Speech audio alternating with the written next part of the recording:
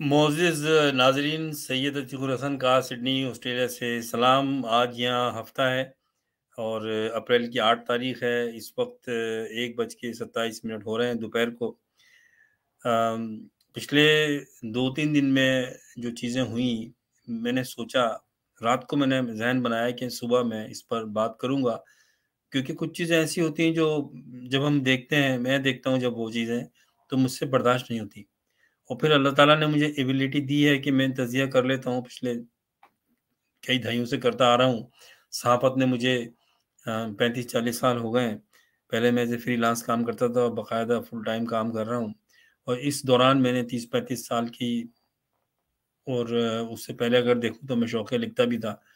तो ये 40 साल की जो मेरी ज़िंदगी है, वो मैंने बहुत सारी चीज़ों को देखकर तजुर्बा हासिल करके, एक्सपीरियंस हासिल करके मैंने काम किया है। और बहुत सारे इवेंट्स मैंने देखे हैं, बहुत सारे शख्सियात से मेरी मुलाकात हुई है। कइयों के मैंने इंटरव्यूज़ रिकॉर्ड किए हैं, कई हेड ऑफ़ स्टेट्स के मैंने इंटरव्यू रिकॉर्ड किए हैं। उस ज़माने में जब काम करते थे हम लोग बाहर, तो ये आजकल के कैमरे नहीं होते थे। तो आजकल तो ये है कि आपने मोबाइल से फ़ोटो खींचे, रिकॉर्ड कर ली और आपके पास वो डिस्क के ऊपर या आपके हार्ड डिस्क पर या मोबाइल में मौजूद है, तो आप उनको रिट्रीव कर सकते हैं। लेकिन 90 की दहाई में और उससे पहले जब हम काम करते थे, ट्रिब्यून हमने 97 में शुरू किया, तो ये फैसिलिटी नहीं थी। कैमरे से हम फ़ोटो खींचते थे, फिर प्रिंट करवाते थे और फिर वो पेस्ट करके मैनुअली काम होता था सारा, तो अखबार फिर बनता था। तो उनको रखना बड़ा मसला होता था। कई दफ़ा मैंने मूवमेंट की तो डब्बों के डब्बे फ़ोटो थे और काफ़ी ज़ाया हो गए वो, क्योंकि फिर वो नहीं रख सकता था मैं अपने पास उनको। लेकिन बहुत सारे बहुत ख़ास-ख़ास फ़ोटो थे वो वाइफ़ के पास, मेरी उसरैया के पास मौजूद थे, तो वो हमने सिक्योर कर लिए। कुछ वेबसाइट की कुछ फ़ोटोज़ जो हैं पुराने, जो एक तरह से मेमोरी है, वो अभी भी ट्रिब्यून इंटरनेशनल की वेबसाइट पे फ़ोटो गैलरी में पड़े हुए हैं। आज उनमें से कुछ फ़ोटो मिल जाते हैं, तो मैं फिर आपके साथ शेयर करता हूँ। ये बताने के लिए कि ये मैं बातें बैठकर ज़हनी मेरी पैदावार नहीं है, ना कैसे कॉपी करता हूँ। काफ़ी चीज़ें मेरे एक्सपीरियंस में है, मेरे मुशाहिदे में है, मैंने इंटरैक्ट किया है। तो उसकी बेस पर भी मेरे तज़्ज़िये में वो चीज़ें शामिल होती हैं। और फिर हालात हाज़िरा को भी मैं बड़े गौर-तौर से देखता हूँ, जो हो रहा है। क्योंकि ज़ाहिर है कि हम ऑस्ट्रेलिया में बैठे हैं हज़ारों मील दूर पाकिस्तान से, लेकिन अब दूर होना कोई बड़ी बात नहीं है, क्योंकि मीडिया आपके पास है, ऑनलाइन आपके पास इंटरेक्शन है, आप बात कर सकते हैं, लोगों के इंटरव्यू कर सकते हैं, पहले फिज़िकली जाना होता था। तो आजकल जो कुछ भी हो रहा है, अभी ये जो सिलसिला चल रहा है, इसका एंड क्या होता है, ये बहुत जल्द हो जाएगा। दुआ इस बात की है कि अल्लाह ताला पाकिस्तान को कायम और दायम रखे और पाकिस्तान को ऐसे हाथों में दे, जो पाकिस्तान में जो प्रॉब्लम है हर तरफ, हर इदारा ख़त्म हो चुका है, तबाह हो चुका है, करप्शन सामने आ चुकी है और पाकिस्तान के इस इदारों को जो चलाने वाले हैं वो सब नंगे हो गए। एक बात इमरान खान की जो मुझे पसंद है, ज़ाती हैसियत में और सहाफ़ती हैसियत में भी कह सकता हूँ मैं किसी हद तक, कि उसने 3 साढ़े 3 साल वज़ीर-ए-आज़म रहा। आइंदा वो वज़ारत में आए या ना आए, हुकूमत में आए या ना आए, जो उसने पाकिस्तानी अवाम पर एहसान किया है, वो ये है कि पाकिस्तानियों के सामने और ज़्यादातर जो करप्ट इदारों में काम करने वाले हैं, पावरफुल लोग हैं, जो रियासत को चला रहे हैं, उनको नंगा कर दिया है। और लोगों में अपनी तकरीरों के ज़रिए, अपनी लीडरशिप क्वालिटीज़ के ज़रिए लोगों में वो चीज़ें उजागर कर दी हैं, उनको इतना हौसला दे दिया है कि आज पाकिस्तान का आम आदमी ठेले पे फ्रूट बेचने वाला भी वो वो कैमरे की आँख में देखकर बात कर सकता है किसी भी फौजी जनरल के खिलाफ। ये तसव्वुर भी नहीं था इमरान खान के आने से पहले कि कोई फौजी के सामने बात भी कर सकता है, क्योंकि उनकी दहशत, उनके जुल्म, उनकी रियासती जबर, उनकी हुक्मरानी पिछले 70 साल से जारी थी। तो इमरान खान ने ये तो किया है और अब ये जो अवेयरनेस आ गई है नई नस्ल में, ये अब खत्म होने वाली नहीं है। पीटीआई खत्म हो जाए, पीटीआई को खत्म बैन कर दें, इमरान खान पे को मार दें, कुछ भी कर दें, इमरान खान ने जो कर दिया है वो अब तारीख में जिंदा रहेगा, पाकिस्तान के साथ साथ वो जिंदा रहेगा और अवाम के दिलों में वो बातें उसकी जो हैं, वो जो नंगा कर दिया है, वो जो ये नंगे हो गए हैं ना, ये सब आगे आगे बिल्कुल आ गए हैं अब इनको स्क्रीन से ये भागेंगे ये। बहुत सौ की सियासत खत्म हो जाएगी, हो गई है बहुत सौ की, बहुत से ब्यूरोक्रेट खत्म हो जाएँगे, रिटायर हो जाएँगे, निकाल दिया जाएगा, जेलों में जाएँगे, यही हाल फ़ौज का है। तो अब एक जो इदारा रह गया था जिसमें जो नंगे होने की ज़रूरत थी उनको, वो था अदलिया। हालिया जो ये एक केस चल रहा है, इसमें भी कई जज जो हैं वो नंगे हो गए हैं। ये भी क्रेडिट इमरान खान को जाता है कि ये जो केसेस हुए हैं, उस पर ये, क्योंकि जो गलत लोग होते हैं ना, जो करप्ट लोग होते हैं, जो जाली काम करते हैं, जो चोर होते हैं, चोर जो होता है या जो कातिल होता है, वो ज़िंदगी के किसी मोड़ पे आकर पकड़ा जाता है वो। गलत चीज़ कभी छुपती नहीं है, वो उसके मरने से पहले वो चीज़ लोगों में पता चल जाती है लोगों को उसकी मौत से पहले कि ये इसका जुर्म करने वाला ये शख्स था। तो अ, यही बात पाकिस्तान की है कि अब लोगों का ये जो 70 साल से जिन लोगों ने मुल्क को लूटा, लोग कौम से छुपाया, जो फ्रॉड किया, वो इस दौर में पिछले 5 साल में, 4 साल में इमरान खान के दौर से ही वो सब नंगे हो गए। और अब ये एक फ़ेज़ चल रहा है, जब ये नंगे होने के बाद में फिर इनकी जो ये नंगों का जो ये सारा ये गिरोह है, माफ़िया है, ये सब जो है ना, इनको कपड़े नहीं मिलेंगे और ये गायब हो जाएँगे स्क्रीन से। अच्छा, अब जब मैं इमरान खान की बातें करता हूँ, तो बहुत से लोग ये समझते हैं कि मैं एक तज्ज़िया निगार हूँ, सहाफ़ी भी कहता हूँ अपने आप को और इमरान खान की मैं हिमायत कर रहा हूँ। सवाल ये है कि किसी माशरे को लीड करने में, ठीक करने में या ख़राब करने में लीडर ही होते हैं ना। कुछ सियासी लीडर होते हैं जो काम करते हैं। तो अगर वो अच्छा काम कर रहे हैं और हालात जो है वो बुराइयाँ जो हैं वो स्क्रीन पे ला रहे हैं, तो वो बात तो कही जाएगी। अब अगर वो बात को कहने में आपको लगता है कि उसकी तारीफ़ हो रही है, तो ये उसको क्रेडिट जाना चाहिए। अगर मैं एक काम अच्छा कर रहा हूँ, अपनी ज़िंदगी में अच्छे काम किए हैं और मुझे उसके सिले में कुछ अवार्ड्स मिले हैं, तो मुझे बताना चाहिए लोगों को कि भई मुझे ये अवार्ड इसलिए मिले हैं। तो ये इसमें कोई बुराई नहीं है, बल्कि बल्कि एक्सपोज़ होनी चाहिए चीज़ें। जब हम लोगों की बुराइयाँ एक्सपोज़ करते हैं, तो उनकी अच्छाइयाँ भी एक्सपोज़ होनी चाहिए। इमरान खान को मैं सबसे पहले मैं मिला 1990 में, यहाँ मैं था, मैं 89 में माइग्रेट करके आया था, 2 बच्चे छोटे थे मेरे उस वक़्त। और सारे पाकिस्तानियों की तरह मुझे भी क्रिकेट का शौक था, क्रिकेट मैंने खेली भी अपनी जब मैं जवान था हैदराबाद में खेली और टीम और ये वो सारी चीज़ें और जैसे सबको शौक है मुझे भी था। तो 90 में जब ये टीम आई यहाँ पर तो मैंने इमरान खान से मिला और उनके साथ कुछ टाइम भी मुझे उन्होंने दिया, थोड़ा बहुत टाइम। मैं ढूँढ रहा था तो मुझे कुछ पिक्चर्स मिली काफ़ी अरसे पहले, तो फिर मैंने वो कुछ सेलेक्टेड किस्म की पिक्चर्स जो हैं वो मेरे ट्रिब्यून इंटरनेशनल की वेबसाइट की फ़ोटो गैलरी में भी है। ये एक तस्वीर मुझे नज़र आई आपके साथ शेयर करता हूँ और ये मेरे जो बच्चे हैं 2 ये अब माशाल्लाह ये सभी बड़ा बेटा है मेरा जो 40 साल का होने वाला है और ये बेटी है जो 37 की है। ये दोनों अब शादीशुदा हैं, दोनों के बच्चे हैं और ये साथ थे, इनको याद है अभी भी। इमरान खान से मुलाकात हुई और जब मैंने कुछ बातें की उसके बाद में मैंने उनका इंटरव्यू करना था अपने एक कॉलम के लिए, तो जब मैं मिला, तो ज़ाहिर है कि मेरा उस वक़्त मुँह नहीं पड़ा कि बच्चे साथ हैं तो उनका फ़ोटो बना लें और वो बड़ी एक बावक़ार जिसे कहते हैं शख़्सियत जिस तरह से वो बात करते थे, दूसरे क्रिकेटर्स का से बिल्कुल हट के। यानी कि उनकी बात में लगता था कि एक पढ़ा-लिखा आदमी से आप बात कर रहे हैं, क्रिकेटर ही नहीं है बल्कि एक पढ़ा-लिखा आदमी है और दबदबे वाला आदमी है।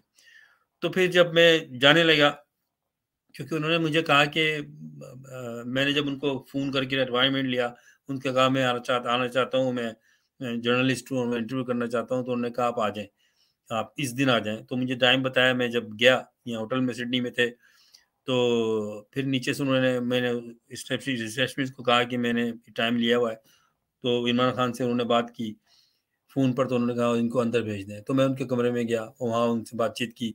तो जब जाने लगे तो इमरान खान ने देखा कि बच्चे भी हैं, वाइफ़ भी, सुरैया भी साथ है। तो उन्होंने कहा मेरी हिम्मत नहीं पड़ी थी और मेरी नेचर भी ऐसी है तो उन्होंने कहा कि आप बच्चे साथ में लाएँ, इनके साथ फ़ोटो तो बना दें। तो फिर मैंने उस वक़्त ये फिर फ़ोटो बनाया और ये सुरैया ने फ़ोटो खींचा था मेरी वाइफ़ ने। तो ये एक यादगार फ़ोटो था और उसके बाद में फिर मैं भी ये 90 की बात है 93 में मैं चला गया था यहाँ से सऊदीया कॉन्ट्रैक्ट पे, क्योंकि मैं फुल टाइम आईटी में प्रोफेशनल था, आईटी प्रोफेशनल था, काम करता था। और वहाँ से फिर मैं 94 में चला गया था अमेरिका, वहाँ मैं रहा। तो फिर इत्तेफ़ाक ऐसा हुआ कि वहाँ पर मैं पाकिस्तान टुडे का ब्यूरो चीफ था, जो लॉस एंजल्स से निकलता था। तो मैं मेरी फिर मसरूफ़ियात मीडिया में रही और इवेंट्स ऑर्गेनाइज़ करते थे, किए, उसमें रही, क्योंकि इसका मुझे शुरू से ही, मुझे बचपन से ही इस तरह की चीज़ों का शौक है और मेरी फैमिली का भी इस तरह से सिलसिला है। तो वहाँ पर भी फिर 14 अगस्त के प्रोग्राम और ये वो, उसमें मेरी शमूलियत हुई, लोगों से जान-पहचान हुई, एक मेरा सोशल नेटवर्क बन गया। शिकागो में मैंने ज़्यादा टाइम गुज़ारा, तो वहाँ पर एक फंड रेज़िंग डिनर करना था इमरान खान के लिए, शौकत खानम की डोनेशन के लिए। तो उसमें जो इंतज़ामिया थी, उसमें मैं भी शामिल था। हमने वो एक प्रोग्राम किया और उसमें वहाँ पर फिर मौका मिला इमरान खान से और जमाल खान से मिलने का। और वहाँ पर फिर हमने, ये एक यादगार पिक्चर है, ये वाइफ है सुरैया और ये इमरान खान है और मैंने ये फ़ोटो बनाया था, ये जमाइमा है। और थोड़ी वहाँ पर भी बातचीत भी की। ही वाज़ वेरी हैप्पी, हमने बड़ा अच्छा ऑक्शन किए। जमाइमा ने अपनी अंगूठी भी ऑक्शन की, बेड भी ऑक्शन किया और फिर कुछ हमने मौका भी मिला। लेकिन क्योंकि उस वक़्त सियासत से तो कहीं ताल्लुक नहीं था इमरान खान का, ना वो सियासत में थे, तो बातें जो है वो जनरली हो रही थी क्रिकेट के ऊपर और उनकी जो प्रोजेक्ट है शौकत खानम का उस वक़्त, उस पे बात होती थी। तो जितने बड़े-बड़े लोग थे, मैंने देखे कि सब वो लाइन में लगे हुए थे कि इनसे ऑटोग्राफ ले लें। अल्लाह का करम है कि मैं समझता हूँ कि मैं खुशनसीब हूँ ऐसे आदमी से मिलने का, क्योंकि वो वाक़ई एक लीडरशिप क्वालिटी उस वक़्त भी नज़र आई। और उसके बाद में फिर अ, जो ये जब आगे चला और हॉस्पिटल बनना शुरू हुआ, उसमें चाहे वो आर्टिस्ट हों, चाहे वो कम्युनिटी के जो प्रोफ़ेशनल्स हैं, दूसरे डॉक्टर्स हों, इंजीनियर्स हों, कारोबारी लोग हों, पैसे वाले लोग हों, सब ने ही वो इमरान खान की जो उनके प्रोजेक्ट में जो उनका कमिटमेंट था, जो पैशन था, वो देखकर उनको, और जो उनका किरदार था जब वो क्रिकेट में थे, देखते हुए उनको बेतहाशा डोनेशन दिया और वो इस काबिल हुए कि उन्होंने एक लैंडमार्क उन्होंने हॉस्पिटल शौकत खानम बनाया, जो अभी भी चल रहा है। और अब एक बहुत दूसरा लैंडमार्क जो है वो कराची में बना रहे हैं, बहुत बड़ा, जो लाहौर से बड़ा होगा। तो ये तो उनकी क्रेडिबिलिटी है सियासत से हट के। और उसके बाद में उन्होंने 3 यूनिवर्सिटीज़ भी बना दी, वो भी आप देखें कि चल रही हैं, उसमें लोग पैसे देते हैं, डोनेशन करते हैं।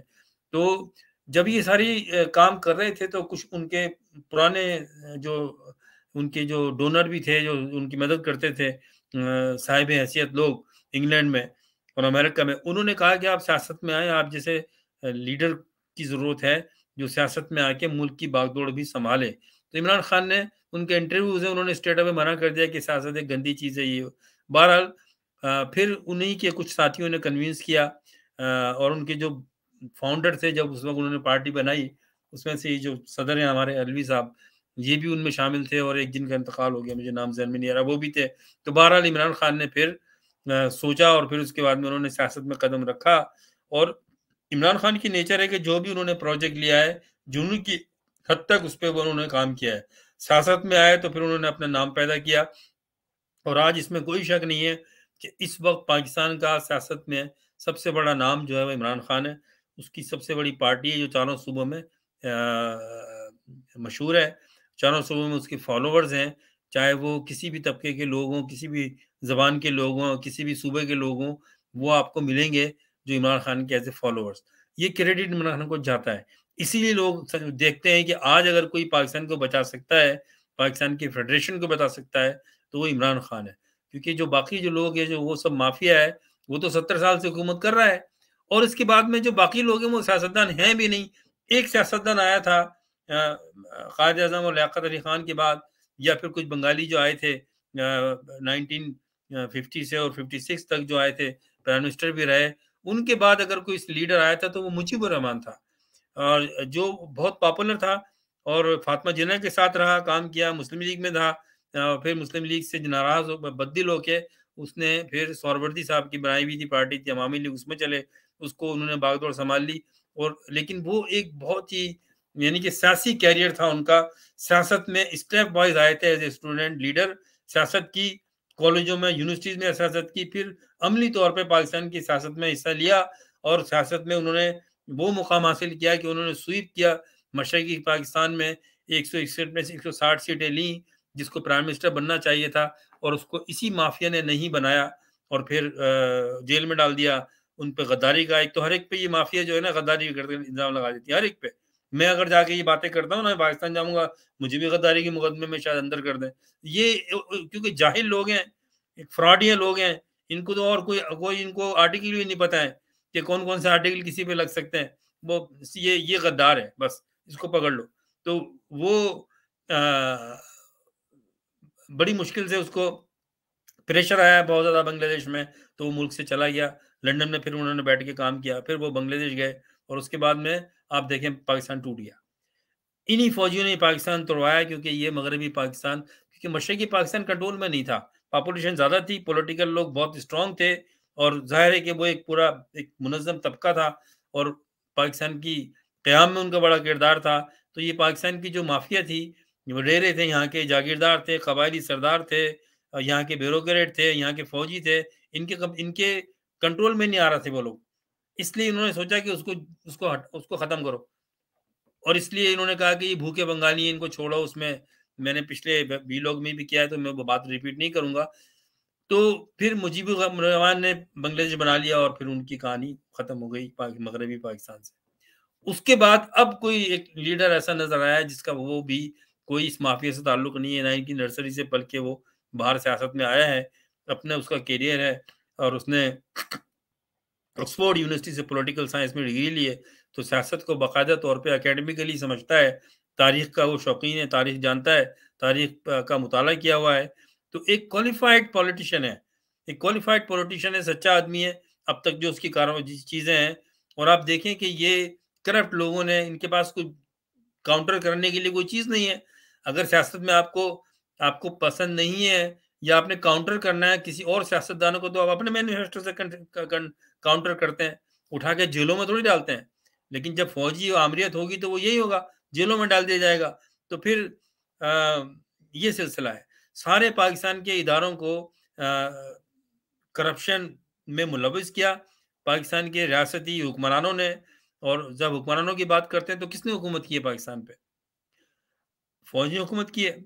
और जब फ़ौज ने हुकूमत नहीं की, इक़्तिदार सिविलियन को दिया, सो कॉल्ड डेमोक्रेसी नाम नहाद बना के, तो अपने ही नर्सरी से निकले हुए लोगों को बिठा दिया रखदार में लाके। तो बैकग्राउंड में वही फ़ौजी थे, चाहे उसमें ज़रदारी हो, हो, भुट्टो भी फ़ौज की पैदावार था और फिर उसकी बेटी भी, वो कंप्रोमाइज़ करके आई थी परवेज़ मुशर्रफ से। और वो भी फिर वही अंजाम हुआ कि उसकी जो है वो खुफिया एजेंसीज़ के साथ अनबन हुई और मर्डर हो गया। तो बहरहाल अब अ, एक इदारा रह गया था जिसमें जो है लोग नंगे होना बाकी थे, और वो थे जज। और सबको तो पता है पाकिस्तानियों को कि पाकिस्तान की जो अदलिया है उसका क्या हाल है। 140 अगर लिस्ट करें तो 131 या 130 नंबर पे पाकिस्तान की अदलिया का रेटिंग है। तो अब तक ये पता नहीं चला था कि कौन-कौन इसमें इन्वॉल्व है, और अब वो नंगे हो गए। 4 जजेस तो ये मुकदमा जो चल रहा है इस वक़्त इलेक्शन की डेट का, उसमें नंगे हो गए अपने हाथों से।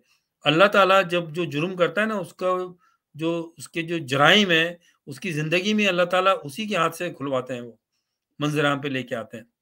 ये जजों की जो हरकतें हैं, अभी जो चल रही हैं, आप देखें, सोचें कि ये लोगों के साथ क्या फ़ैसले करते होंगे जो ये झूठे हैं। ये अपने किरदार से ही झूठे हैं ये। आप देखें क्या है ये। आप ज़रा थोड़ा टाइम लगाएँ, जो इमरान खान के खिलाफ हैं, खुदा के लिए देखें तो सही। ये वो जज हैं, इन्होंने अभी ये रिसेंट वाक़या है हमारे सामने का, जो तारीख बनेगी अभी ये, दुनिया देख रही है। एक फैसला हुआ 9 बेंच पे मुश्तमिल जजेस की, जिसमें ये सारे जज थे।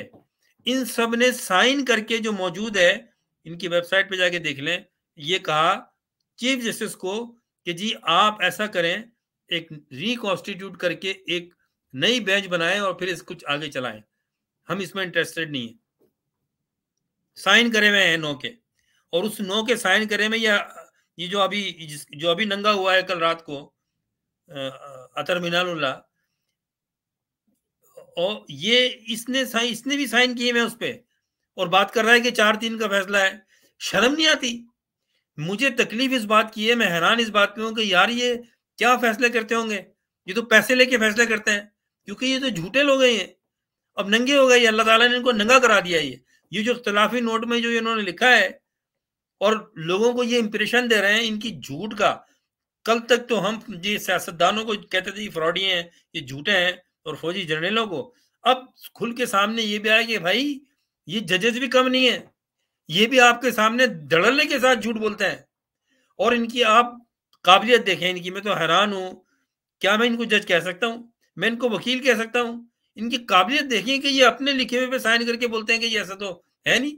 ये कतरुल्लाह मन्नल्लाह कह रहा है अपने इख्तलाफी नोट में 4-3 से फैसला हुआ है, 9 जजेस की में ये भी शामिल था, साइन किए हुए हैं, झूठ बोल रहा है।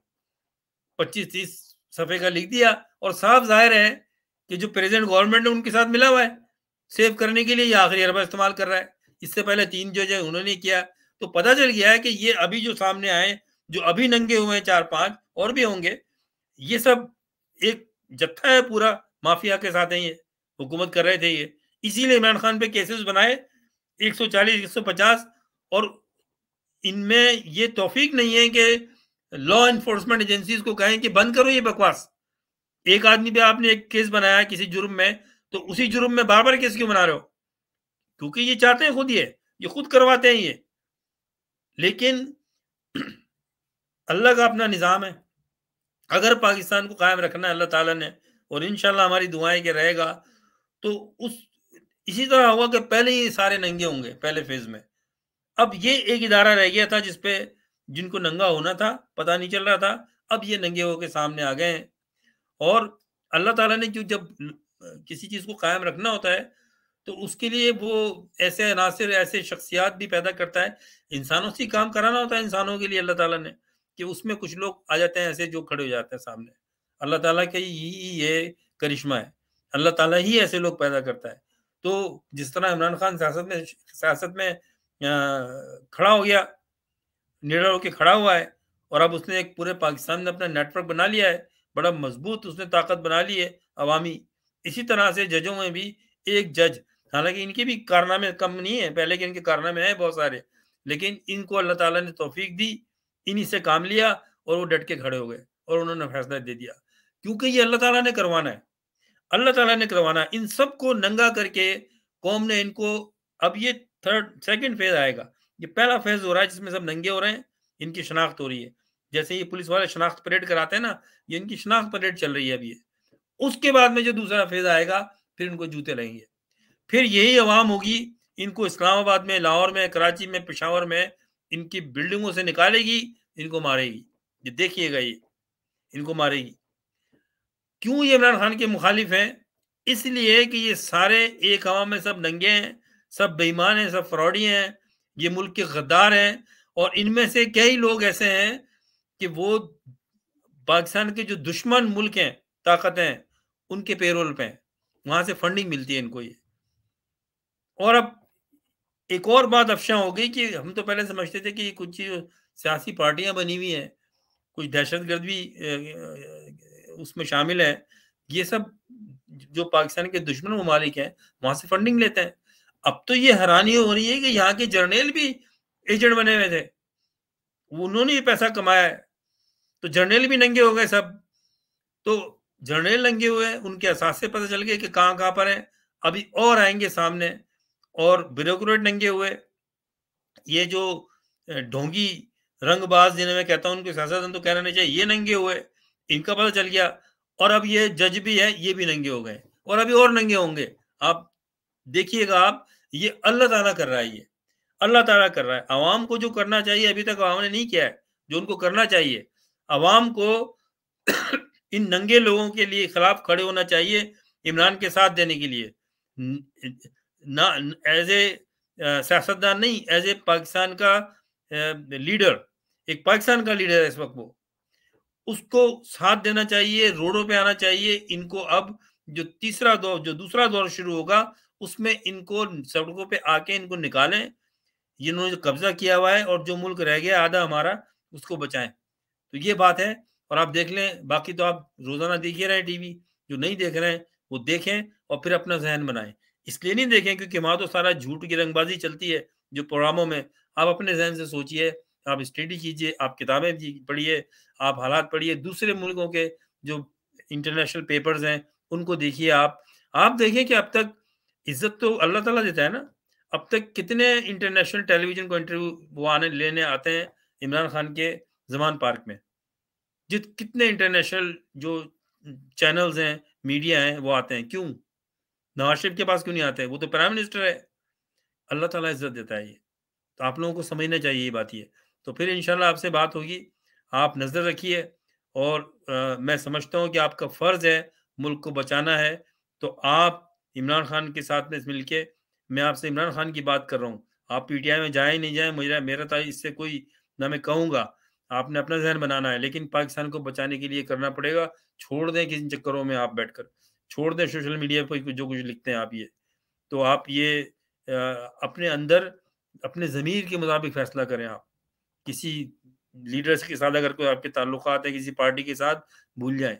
पाकिस्तान नाज़ुक दौर से है में चल रहा है नहीं अब के निकल गया है अब पास कर गया है वो। जो खतरनाक हद थी वो हद भी पार हो चुकी है।